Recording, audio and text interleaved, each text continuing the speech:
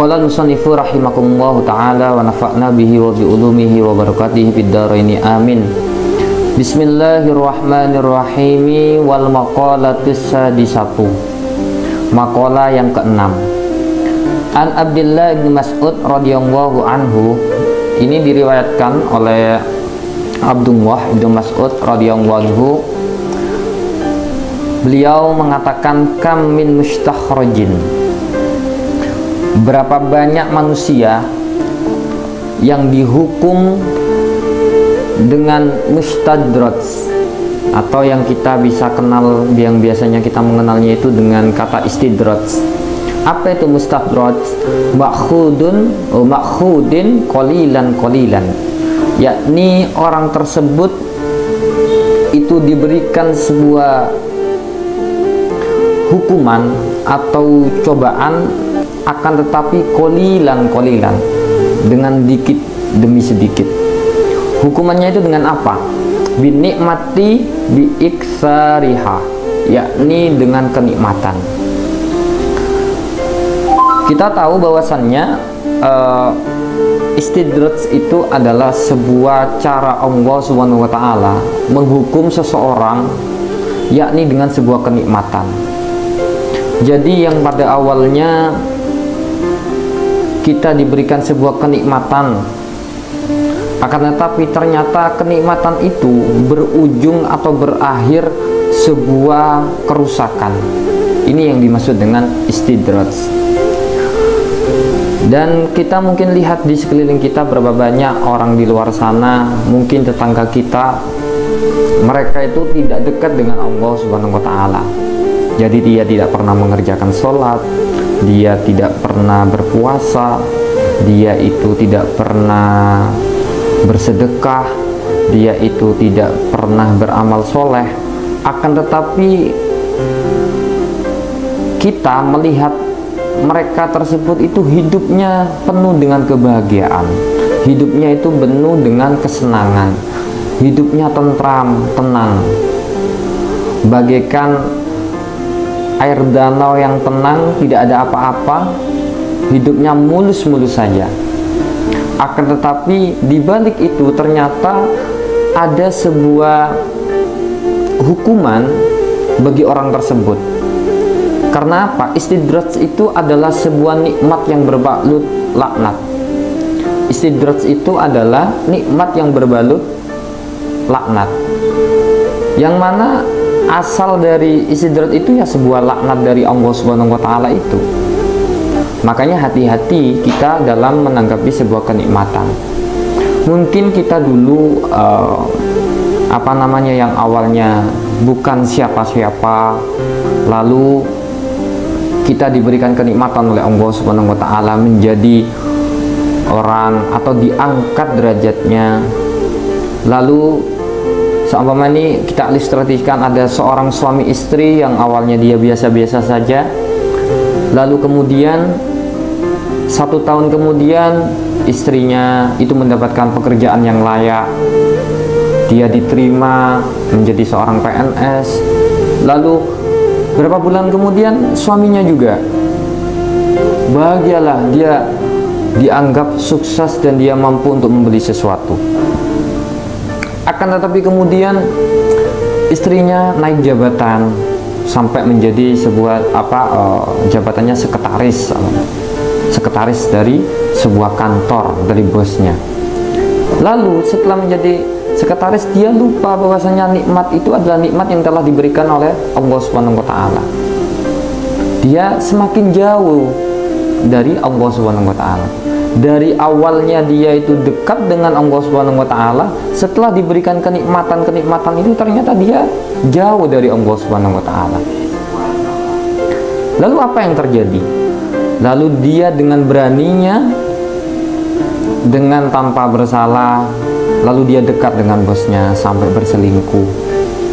Lalu terjadilah sebuah pertengkaran yang luar biasa dari keluarga bahagianya itu, dan sampai berujung dengan perceraian. Ini bukan sebuah nikmat kalau yang seperti ini. Ini adalah istidraj, di mana dia sedang diuji dengan sebuah kenikmatan ternyata ketika dia diberikan kenikmatan, kenikmatan itu tidak dilakukan dengan sebaik mungkin, malah dia tambah jauh dari Allah Subhanahu wa Ta'ala. Ini yang luar biasa. Ketika Allah Subhanahu wa Ta'ala itu sudah memberikan istidraj kepada seseorang, maka kita sebagai temannya, teman sejawatnya, ataupun teman dekatnya, kita terkadang tidak bisa menolong. Karena apa? Saking jauhnya dia dari Allah Subhanahu wa Ta'ala. Karena apa? Dia sudah semakin tinggi, kenikmatannya semakin tinggi, sampai kita tidak bisa menggapai orang tersebut, kita tidak bisa menolong orang tersebut. Lalu siapa yang bisa menolongnya? Yakni adalah sebuah ujian yang luar biasa yang membuat dia jatuh, dan dia ketika dia dengan sejatuh-jatuhnya, dia akan ingat kembali bahwasannya apa? Nikmat-nikmat kemarin yang telah diberikan Allah Subhanahu wa Ta'ala itu hanyalah istidraj, hanyalah sebuah nikmat belaka, yang mana nikmat yang sesungguhnya yang dia dapat itu adalah sebuah hukuman dari Allah Subhanahu wa Ta'ala. Maka jangan sampai, hati-hati dengan sebuah kenikmatan yang telah diberikan oleh Allah Subhanahu wa Ta'ala. Ketika kita diberikan sebuah kenikmatan, maka nikmatilah sebuah kenikmatan itu dengan sebaik mungkin, dan jangan pernah melihat kenikmatan orang lain. Karena apa? Kalau kita terlalu lama melihat nikmatnya orang lain, maka kita tidak akan pernah bisa bersyukur terhadap apa yang kita miliki. Padahal apa yang kita miliki itu adalah sesuatu yang mungkin orang lain ingin memiliki sebuah kenikmatan itu. Maka selalu bersyukur terhadap apapun yang ada kepada kita. Yang selanjutnya, wakam min maftunin. Berapa banyak orang yang diberikan sebuah cobaan, mumtahanin bil balai, yakni dengan dia diberikan sebuah cobaan, dengan cobaan apa? Mumtahanin, ay mumtahanin bil balai, yakni dengan cobaan atau dengan ujian, akan tetapi ujian itu bisanai, dengan sebuah kenikmatan. Apa sana itu? Bikas roti sana innas, yakni adalah banyaknya pujian dari orang lain. Ini contohnya seperti apa? Yakni adalah ketika yang awalnya kita mendapatkan pujian dari orang lain, kita itu langsung merasa bangga dan sampai kita merubah sifat atau jati diri kita. Ini hati-hati, ya. Wakam min maftunin, berapa banyak orang yang diberikan cobaan, akan tetapi cobaan itu adalah melalui kesenangan atau melalui pujian dari orang lain. Yang awalnya itu adalah dia bukan siapa-siapa, lalu dia dihormati oleh orang lain, lalu dia dipandang oleh orang lain. Setelah dia dipandang oleh orang lain, ternyata dia lupa dengan jati dirinya, sampai dia berbeda kepada temannya, kepada saudaranya, kepada yang lainnya. Ini hati-hati, ya. Orang yang seperti ini nih tidak bisa atau tidak layak untuk menjadi populer. Karena apa? Dia masih mempunyai penyakit hati di sana, merasa bangga terhadap pujian-pujian yang telah diberikan orang lain kepadanya. Ini ada sebuah cerita, mungkin dari pernah kita lihat ya di tontonan. Ada seorang ustadz yang awalnya dia itu biasa-biasa saja. Setelah itu dari sebuah apa yang telah disampaikan itu sampai dia menjadi populer, sampai dia itu terkenal. Nah, selalu ketika dia sudah mulai terkenal, ketika dia sudah menjadi ustadz dan lain sebagainya, dia berbeda. Dia mempunyai sifat yang berbeda dari sebelumnya. Jadi ketika dia bertemu dengan temannya, dia tidak menyapa. Ketika dia bertemu dengan sahabatnya, tidak menyapa. Karena apa? Menganggap dirinya lebih baik daripada orang lain, gitu. Padahal itu adalah sebuah kenikmatan yang Allah Ta'ala berikan kepadanya. Nah, setelah itu sampailah orang tersebut itu, sikap yang seperti ini dilakukan sampai berlarut-larut, sampai dia bertemu dengan sebuah pengajian besar, ya. di pengajian besar tersebut itu dia itu disapa oleh seorang putranya kiai atau Gus. Nah, setelah dia bertemu dengan Gus itu, ternyata Gus itu langsung menyapa. Maksudnya dia tegur sapa. Nah, ketika dia tegur sapa, orang tersebut sama sikapnya seperti yang lalu-lalu. Dia tidak gampang untuk disapa oleh orang lain karena merasa dirinya sudah tinggi, karena dia merasa dirinya itu sudah baik, lebih baik, nggak segampang itu orang lain bisa menyapa dirinya.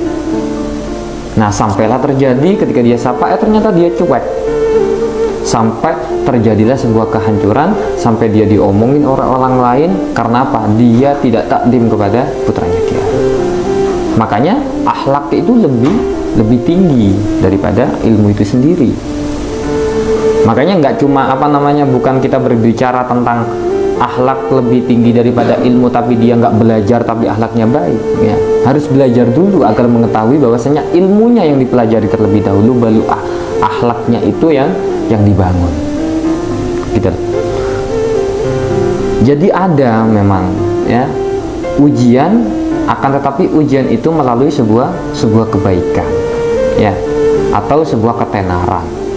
Ketika dia sudah merasa tenar, dia sudah merasa mulia, dia berbeda dengan sebelumnya. Ini jangan sampai ya, kita tetap ya, siapapun yang kita teman dulu kita, saudara kita, apalagi sampai dengan guru-guru kita, jangan sampai ya, ketika kita sudah menjadi orang hebat, ketika menjadi kita dipandang oleh orang lain, terus kita lupa dengan guru-guru kita.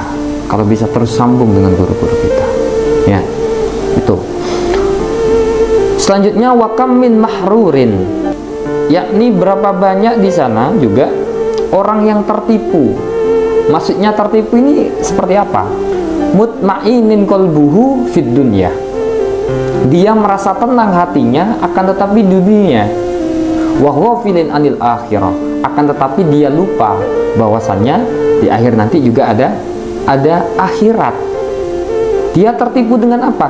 Bisyatri alaihi, bahwasannya Allah Ta'ala bisatrillahi uyubahu alaihi, Allah Subhanahu wa Ta'ala menutup aib-aibnya dari orang tersebut.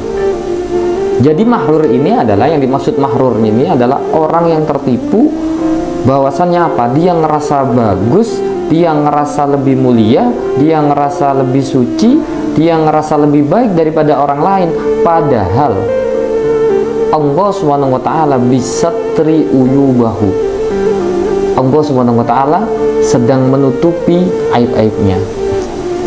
Maka jangan sampai kita beranggapan bahwasanya kita lebih baik daripada orang lain, kita lebih suci daripada orang lain, kita lebih tinggi daripada orang lain, kita dihormati oleh jamaah, kita dihormati oleh orang lain.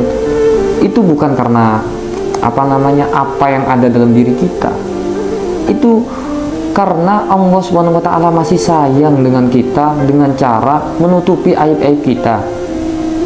Seandainya Allah Subhanahu wa Ta'ala membuka aib-aib kita, mungkin mereka akan berkata, oh ternyata ustadz itu seperti itu ya, oh ternyata ustadz ini seperti ini ya, ternyata ustadz ini perlakuannya seperti ini ya. Jadi orang lain menghormati kita, orang lain menganggap kita lebih mulia karena Allah Ta'ala sedang menutupi saja aib-aib kita. Akan tetapi ketika aib-aib itu seolah dibuka oleh Allah Subhanahu wa Ta'ala, apa yang bisa kita banggakan? Kita itu menjadi kita itu adalah orang yang hina, kita itu adalah orang yang rendah dirilah. Jangan selalu mendongak, merasa bangga terhadap diri kita sendiri. Karena apa? Aib itu Allah Subhanahu wa Ta'ala menjaganya dengan rapat-rapat. Aib kita sendiri saja oleh Allah Subhanahu wa Ta'ala dijaga, apalagi aib orang lain. Makanya kita selalu berdoa setelah sholat itu, Allahumma astur uyubahu ya Allah, Allahumma asturna uyubana ya Allah, tutupilah aib-aib kami ya Allah. Kita selalu berdoa seperti itu. Karena apa? Tidak ada orang itu tidak mempunyai kesalahan. Tidak ada orang itu mempunyai sebuah aib atau cacat. Semua orang itu mempunyai aib ataupun cacat. Maka ketika kita mendapatkan sebuah aib orang lain, maka kita simpan rapat-rapat. Maka begitulah Allah Ta'ala juga akan menyimpan aib-aib kita. Akan tetapi ketika kita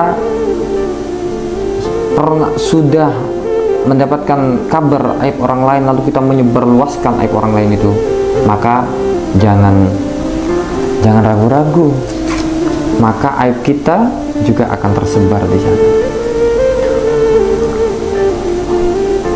Semua orang mempunyai masa lalu yang buruk. Semua orang mempunyai masa lalu yang jahat. Akan tetapi masa lalu yang jahat itu kita simpan dengan rapat-rapat, dan kita beralih untuk bertaubat kepada Allah Ta'ala untuk lebih baik lagi. Maka itu sudah diisyaratkan oleh Nabi Muhammad SAW. Allah Subhanahu Wa Ta'ala lebih mencintai sebuah pendosa yang mau dan terus bertaubat kepada Allah Subhanahu Wa Ta'ala daripada orang yang soleh yang dia merasa bangga atas kesolehannya. Jadi ketika kita lari dari sebuah masa lalu yang kelam, masa lalu yang kurang baik, beralih kepada yang lebih baik lagi, itulah yang diharapkan oleh Allah Subhanahu Wa Ta'ala, dan itu menjadi pegangan bagi kita sendiri. Ya, masa lalu boleh buruk, masa lalu boleh jahat, masa lalu boleh luar biasa lah tidak baiknya. Akan tetapi kesuksesan yang luar biasanya adalah ketika dia lari dari masa lalu itu untuk menjadi lebih baik di masa depan. Setelah di masa depan dia memperbaiki dirinya, dia mulai membangun kedekatan kepada Allah Subhanahu Wa Ta'ala. Ya, jadi yang pertama adalah yang bisa kita ambil dari makalah yang ke-6 ini adalah hati-hati dengan sebuah kenikmatan atau sebuah cobaan. Ya, kita diberikan sebuah kenikmatan dan ternyata kenikmatan itu adalah berujung sebuah kerusakan. Dan yang kedua, hati-hati juga ketika kita sudah diberikan sebuah kenikmatan, diberikan ujian, akan tetapi ujian itu ternyata akan menaikkan derajat kita. Itu hati-hati, kita harus waspada. Dan yang terakhir adalah kita aslinya sedang tertipu. Ya, yang mana tertipunya apa? Kita merasa lebih baik, kita merasa lebih tinggi, kita merasa tinggi derajatnya, dan ternyata Allah Subhanahu Wa Ta'ala bisyatri uyubahu, bisyatrillah uyubahu. Allah Subhanahu Wa Ta'ala telah menutupi aib-aib kita, makanya orang lain bisa menghormati kita, bisa memandang kita di hadapan mereka. Wal maqalatus sabi'ah, maqalah yang ketujuh. An Dawud dan Nabi, yakni dari Nabi Daud alaihissalam, qala, dia berkata, uhiya ila zabur, uhiya fi zabur. Beliau berkata, telah diwahyukan kepada kami fi zaburi, di dalam kitab Zabur. Apa kitab Zabur itu? Adalah kitabun unzila alaihi, yakni kitab yang diturunkan kepada Nabi Daud. Ya, kita tahu bahwasanya kitab Allah Subhanahu Wa Ta'ala itu ada 4, ya kan, yang bisa yang wajib kita ketahui, yakni kitab Zabur, ya, yang diturunkan kepada Nabi Daud alaihissalam, dan juga ada kitab Taurat yang diturunkan kepada Nabi Musa, dan juga ada kitab Injil yang diturunkan kepada Nabi Isa alaihissalam, dan yang terakhir yakni kitab Al-Quranul Karim yang diturunkan kepada Nabi Muhammad SAW. Apa sabdanya beliau? Hakun, wajib, alal akil, bagi orang yang mempunyai akal, wajib bagi orang yang mempunyai akal, ai wajibun alaihi.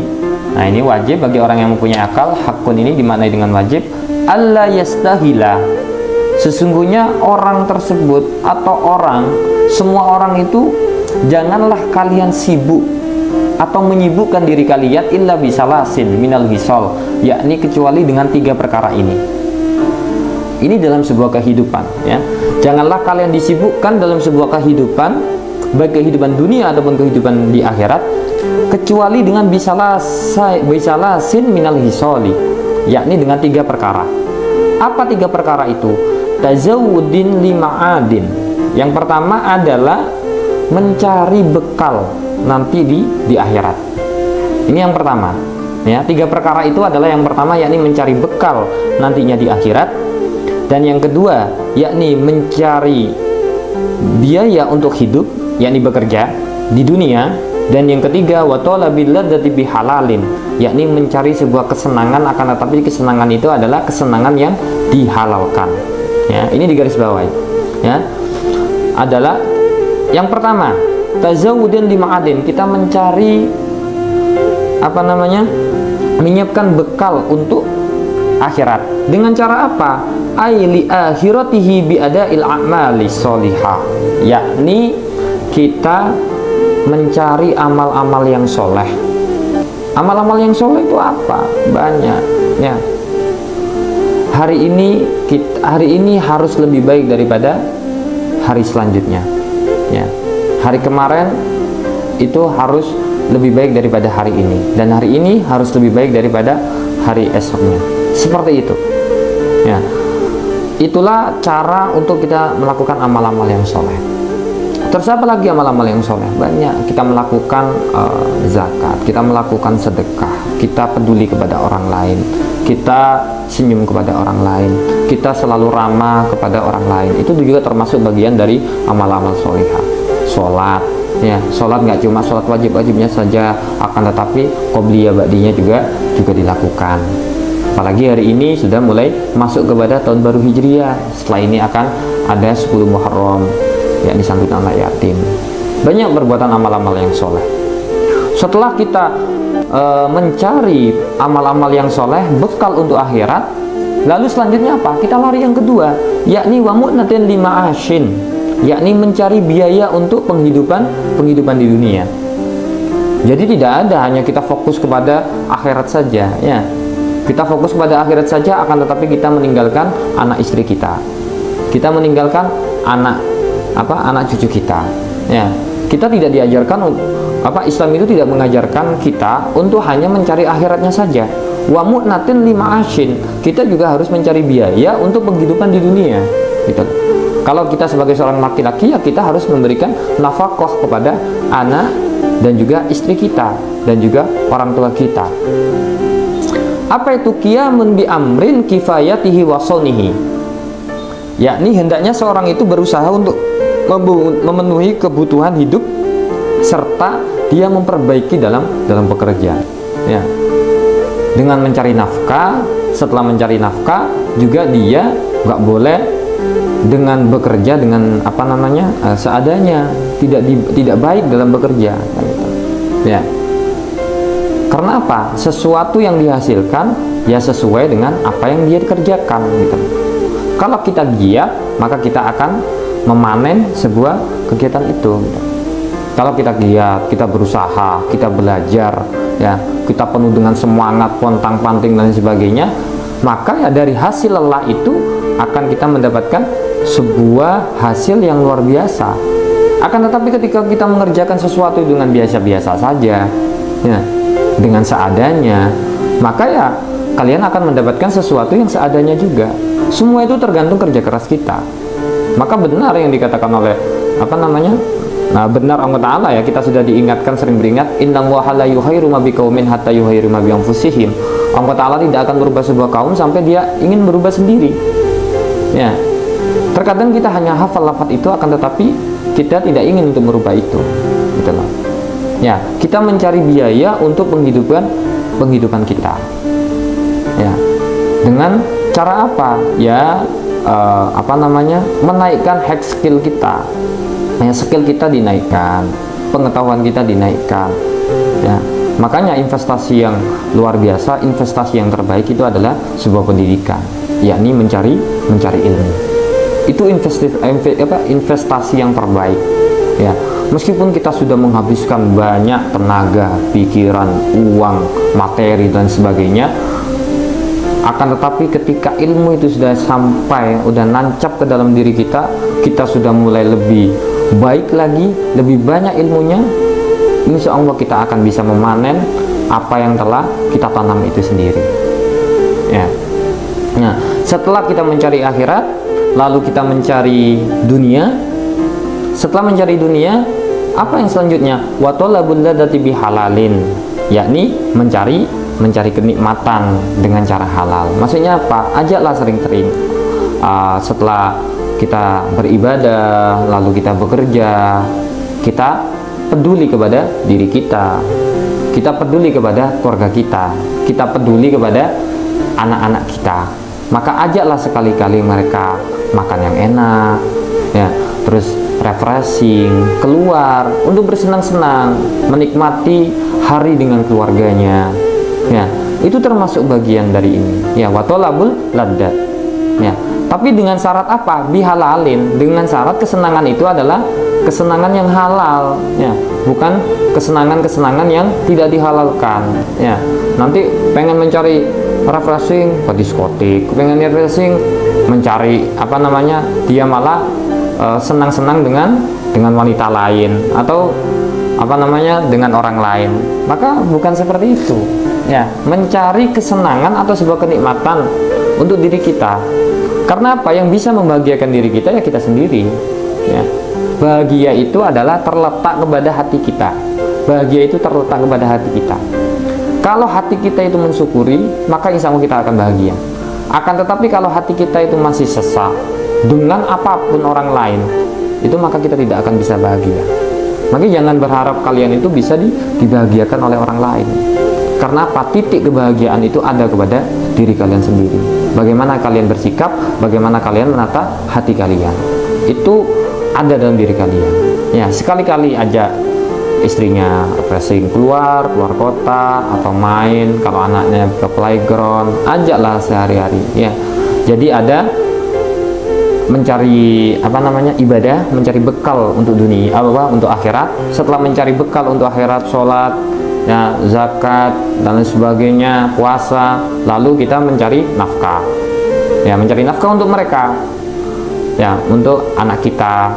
Setelah mencari nafkah, baru kita mencari kesenangan untuk menyenangkan diri kita sendiri, menyenangkan sanak famili kita, orang tua kita, dan juga anak cucu kita, agar mereka juga merasakan kebahagiaan, ya, kebahagiaan di dalam rumah tangga kita. Kalau kita bisa senang ketika kumpul dengan teman-teman kita, boleh. Yang penting sebuah kenikmatan itu adalah dengan digarisbawahi bihalalin, yakni kenikmatan yang dihalalkan. Kenapa? Fa inna kasbal halal wajibun. Sesungguhnya pekerjaan yang halal, ya, atau tingkah laku yang halal atau sesuatu yang halal itu wajib, ya, bukan tentang kemaksiatan. Wal maqalatus saminah, maqalah yang ke-8. An Abi Hurairah radhiyallahu anhu, diriwayatkan oleh Abi Hurairah radhiyallahu anhu. Nama aslinya Abi Hurairah ini adalah Abdurrahman bin Sahr. Ya, apa yang dikatakan beliau? Annahu, sesungguhnya Abi Hurairah ini berkata, qala Nabiyyu sallallahu alaihi wasallam. Nabi Muhammad sallallahu alaihi wasallam berkata, salasun munjiyatun. Ada 3 perkara yang bisa menyelamatkan manusia dari siksaan Allah Subhanahu wa taala. Ay mukhlisatun li sahibiha minal adab. Yakni menyelamatkan orang tersebut itu dari siksaan. Wa salasun muhlikatun, dan juga ada 3 perkara yang dapat membinasakan manusia. Maksudnya membinasakan manusia ini adalah muqi'atun li fa'iliha fil halak. Yakni adalah bisa merusak apabila orang tersebut mengerjakan 3 perkara itu. Dan yang ketiga, wasalasun darajatun, yakni ada 3 perkara yang mana dia dapat meninggikan derajatnya dia, aimanazilu fil akhirah, yakni ketika dia berada di akhirat. Jadi derajatnya itu tinggi ketika di akhirat. Dan yang keempat, wasalasun kafaratun, yakni ada 3 perkara yang dapat menghapus segala dosa-dosa ketika orang tersebut melakukan 3 perkara tersebut. Amal munjiyatun, yang pertama yakni perkara yang bisa menyelamatkan manusia dari siksaan Allah Subhanahu wa taala. Apa saja? Yang pertama yakni fakhasyatullahi taala fi sirri wal alaniyah, yakni takut kepada Allah Subhanahu wa taala baik secara sir maupun secara alaniyah. Alaniyah itu apa? Yakni terang-terangan. Ya.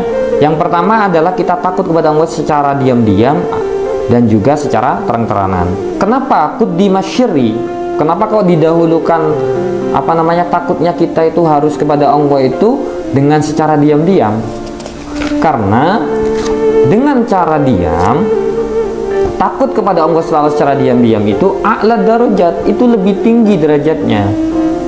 Ya. Kalau takut kepada orang lain, ya, takut kepada Allah Subhanahu wa taala ketika rame-rame itu mungkin sudah biasa, ya. Akan tetapi ketika kita takut kepada Allah Subhanahu wa taala ketika dalam kesunyian, maka itu yang luar biasa, ya. Itu lebih tinggi derajatnya. Karena apa? Orang lain, kita itu biasanya ketika tidak ada orang lain, kita merasa aman, bahwasanya orang lain nggak tahu. Dan ternyata Allah Ta'ala tahu, gitu. Kita berbuat maksiat, ya. Kita berbuat maksiat, akan tetapi dia ngerasa bahwasanya wah ini nggak ada orang lain ini yang tahu, ini hanya kita saja ini yang ada, ya. Padahal Allah Subhanahu wa taala tahu terhadap perbuatan tersebut. Berarti apa? Dia tidak takut kepada Allah Subhanahu wa taala dalam keadaan syir, gitu. Kalau dia takut, ya, kepada Allah Subhanahu wa taala dalam keadaan diamnya, maka dia akan terdiam. Ya, dia tidak akan melakukan perbuatan maksiat. Dia tidak akan melakukan sesuatu yang luar biasa. Akan tetapi karena dia ngerasa dia sendiri dan Allah Ta'ala nggak tahu lalu melakukan. Nah, ini yang luar biasa. Ya, makanya ketika dia bisa takut kepada Allah Ta'ala dalam keadaan diam-diam atau dalam keadaan sepi, sunyi, maka itu lebih tinggi derajatnya daripada ketika dia takut dalam keadaan ramai-ramai. Yang kedua yakni wal qasdu fil fikri wal hina, yakni adalah kita berada di tengah-tengah atau berpola hidup normal, ya, baik dalam keadaan fakir ataupun dalam keadaan wal hina, dalam keadaan kaya atau sukses. Jadi dia bisa memanajemen kehidupannya, keuangannya, ya. Ay tawassutu fil ma'isha bi an lam yujawiz fi al haddi wa radiya bidzalika, yakni adalah dia bermaksud untuk berada di tengah-tengah, berpola hidup antara tidak pelit, ya, maksudnya tidak pelit, ya, dia bisa memanajemen keuangan kehidupan dirinya sendiri baik dalam keadaan fakir ataupun dalam keadaan kaya, yang tidak melebihi batas daripada dirinya sendiri, dan dia ridho terhadap pola hidup yang seperti itu. Itulah maksudnya.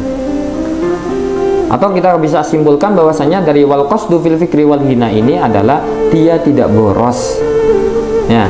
Dia membeli sesuatu yang memang karena kebutuhannya, gitu loh. Bukan karena gaya-gayaan, bukan karena dan sebagainya. Karena dia butuh, makanya dia seperti itu. Dan dia bisa memanage bahwasanya oh nanti anak saya akan dewasa, maka anak saya akan sekolah. Dia bisa memanage keuangan itu sendiri, ya. Wal qasdu fil fikri wal hina, ya, dia bisa berada atau bisa berpola hidup normal, ya, baik dalam keadaan fakir ataupun dalam keadaan kaya, ya. Yakni ya bersyukur kepada Allah Subhanahu wa taala. Dan yang ketiga yakni wal adlu fir ridha wal ghadab, yakni adil di waktu senang wal ghadab ataupun dalam waktu marah atau kesusahan. Bi ayyahdaballahu wa yarda ridha, yakni dengan cara marahnya orang tersebut itu ya karena Allah, ya. Makanya di sini lafadznya itu bi an yahdaba lillahi, ya, tidak ada alifnya, ya. Nanti kalau ada alifnya ini bisa dimaknai bi an yaghdoba Allah, ya, dia marah kepada Allah gitu. Maka ini sudah bi an yaghdoba lillahi, dia marah karena Allah, ya. Wa yardo, dan juga ridho karena liridohu, karena ridhonya Allah Subhanahu wa taala. Selanjutnya wa ammal muhlikatun, yakni ada 3 hal yang dapat membinasakan seorang manusia apabila orang tersebut melakukan ini. Apa saja itu? Satu adalah fasuhus syadid, suhun, yakni kikir atau bahil syadidun, ya, sangat pelit, ya. Fala yu'addi ma alaihi min haqqillahi ta'ala wa haqqil halqi, ya. Saking pelitnya, dia itu pelit bukan hanya kepada Allah Subhanahu wa taala, akan tetapi juga pelit kepada makhluk. Wa fi riwayatin, sampai diriwayatkan itu adalah fasyuhun muta'un, ya. Di dalam sebuah riwayat itu, yakni dia itu adalah kikir yang dituruti. Ya, maksudnya seperti apa? Dia itu kepada dirinya saja pelit, ya, apalagi kepada orang lain. Nah, di sini saking pelitnya. Nah, dia pelit kepada dirinya dan juga pelit kepada orang lain, sampai dia tidak sayang sendiri kepada dirinya sendiri. Ya, saking iritnya, ya. Ketika dia diberikan kenikmatan oleh Allah Subhanahu wa taala, diberikan rezeki, ya, oleh Allah Subhanahu wa taala, ternyata rezeki itu tidak diberikan atau tidak digunakan dengan sebaik-baiknya, ya, ditabung semuanya. Akan tapi makannya apa? Dengan makanin seadanya, makan ikan kecap, ya, makan kerupuk aja gitu. Padahal rezeki yang telah Allah Ta'ala berikan itu agar juga bisa dinikmati. Akan tetapi dia saking pelitnya, ya, maka dia menghilangkan hak pada dirinya. Ini dia zalim kepada dirinya sendiri, ya. Dia itu tidak sayang kepada dirinya sendiri. Bagaimana dia sayang kepada orang lain kalau dia tidak sayang kepada dirinya sendiri, ya. Ketika kalian itu mau menyayangi orang lain, mulailah dari menyayangi diri sendiri, ya. Jangan sampai kalian itu menyayangi orang lain, akan tetapi kalian malah tidak sayang kepada diri sendiri. Itu namanya kalian zalim kepada diri kalian sendiri. Itu tidak baik, tidak diperbolehkan. Amma law kana al-bukhlu mawjudun fi nafsi ghairi muta'in, akan tetapi jikalau ada sebuah kebahilan itu, ya, kikir, medit, pelit, secara nyata itu lalu kita tidak menturuti, maka itu adalah sesuatu yang normal. Karena apa? Li'anna minasyifati lazimatul linafsi, karena itu adalah sebuah sifat yang memang lazim yang dimiliki oleh manusia, ya. Sifat kikir itu lazim dimiliki oleh oleh manusia, ya. Sifat pelit itu lazim dimiliki oleh manusia. Akan tetapi ketika kita tidak menturuti kepelitan itu, nah itulah kita menjadi orang-orang yang luar biasa. Wa hawa umutabaun, yakni menuruti hawa nafsunya, bi ayatabi bi yu'maruhu bihi hawa, yakni dia ikut terhadap perintah-perintah yang telah diinginkan oleh dirinya, maksudnya ini melakukan sebuah keburukan. Dan yang ketiga, wa ijabul mar'i bi nafsi, yakni membanggakan diri sendiri, melihat diri sendiri dengan pandangan kesempurnaan. Akan tetapi ma'anisyani nikmatillah, dia lupa bahwasanya dia itu adalah diberikan nikmat oleh Allah Subhanahu wa taala, wa ma'al amni min zawaliha, dan merasa aman dari hilangnya nikmat dari Allah Subhanahu wa taala, ya. Dia merasa bangga bahwasanya apa?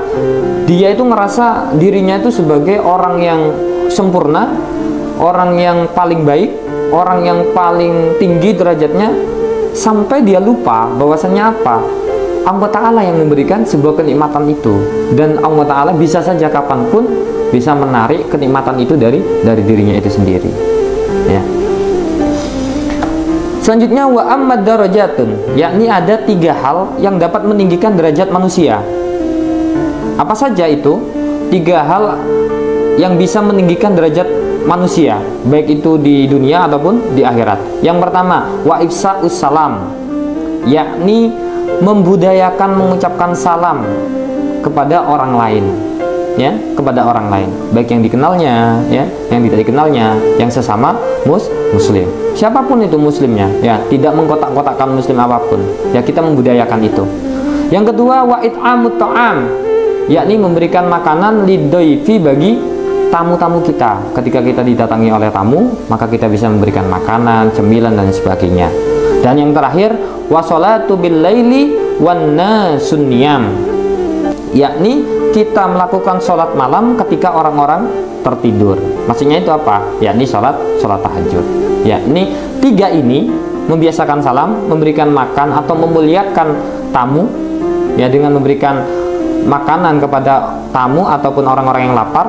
Yang ketiga adalah sholat malam di saat semua manusia itu sedang tertidur, maka insya Allah Ta'ala akan meninggikan derajat kita, ya. Wa it'amu ta'am. Nah, ini sering terjadi kalau kita bertamu, kalau yang memberikan makanannya, yang mungkin pengalaman saya sendiri itu biasanya kalau di Madura itu biasa seperti itu. Kalau kita bertamu itu pasti diberikan makan, ya, diberikan makan. Dan sampai sebuah budaya itu kita tidak boleh untuk menolak apa yang telah diberikan atau makanan yang telah dihidangkan. Kita harus mencicipi makanan orang tersebut, kan itu.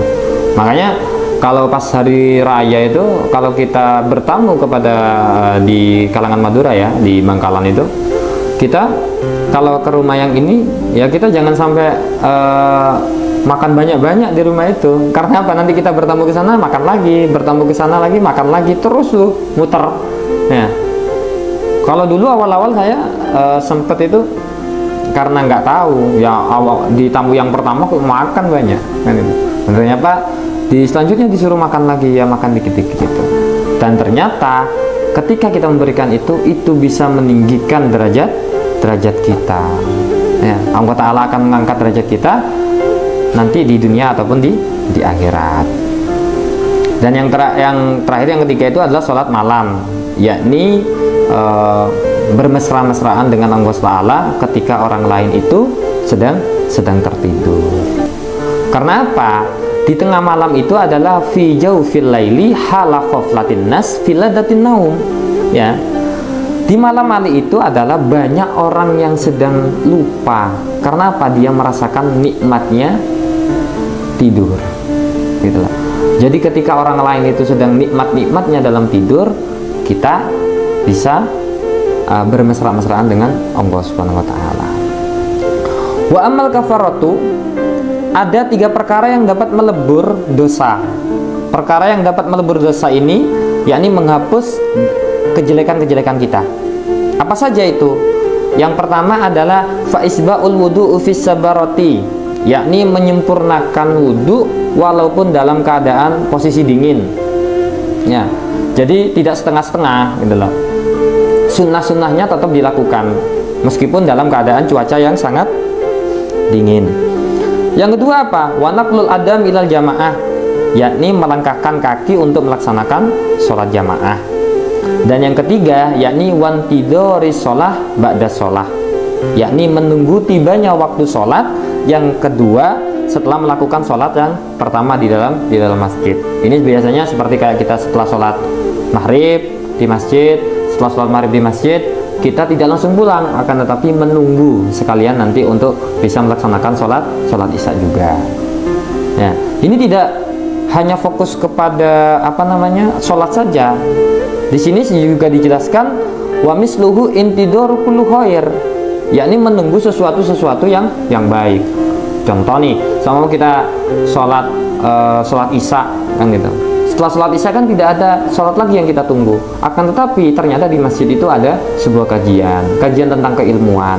Maka kita tidak langsung pulang, akan tetapi kita ingin melanjutkan untuk mendapatkan kebaikan atau mendapatkan ilmu dari kajian-kajian itu. Itu juga bagian dari wantidorus sholah ba'da sholah, kan gitu ya. Jadi di sini dimaknai bukan hanya tentang sholat saja, akan tetapi semua kebaikan. Menunggu sebuah kebaikan itu juga bisa melebur dosa-dosa kita, ya. Sesuatu yang melebur dosa kita, yakni yang pertama adalah kita menyempurnakan wudhu, ya, dengan kesunahannya walaupun dalam keadaan cuaca yang sangat dingin. Yang kedua, wanaqlul aqdam ilal jamaah, yakni melangkahkan kaki kita, mempermudah, mengayunkan tangan kita untuk melaksanakan sholat berjamaah. Dan yang ketiga, yakni menunggu tibanya waktu sholat untuk sholat yang selanjutnya, ataupun kita menunggu sebuah kebaikan yang mana kebaikan itu akan dapat kita ambil ilmunya. Wallahu a'lam bis shawab. Al-Fatihah.